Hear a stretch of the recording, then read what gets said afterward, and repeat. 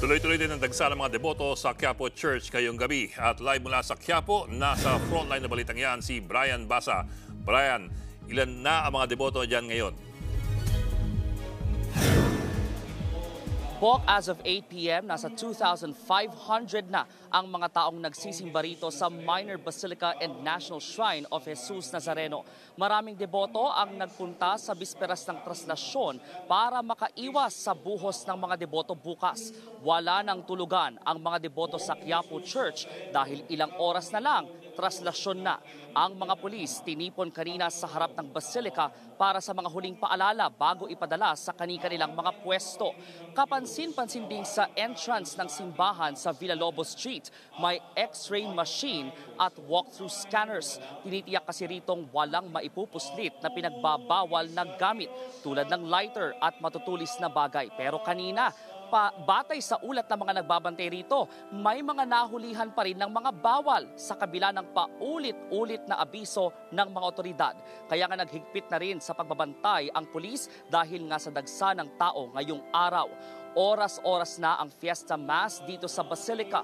Nag-umpisa yan alas 3 kaninang hapon at tatagal yan hanggang bukas alas 11 ng gabi.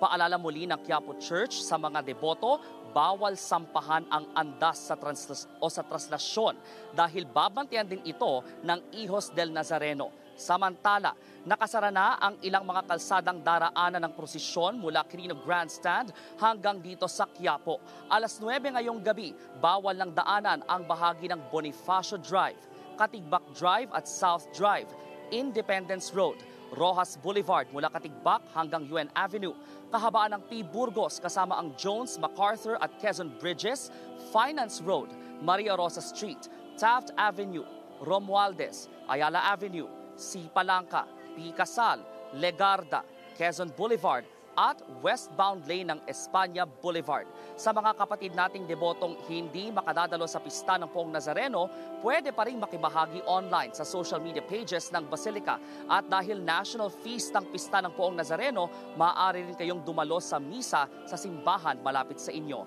At para naman sa mga pupunta rito bukas, nakahanda ang mga first aid station sa paligid ng simbahan.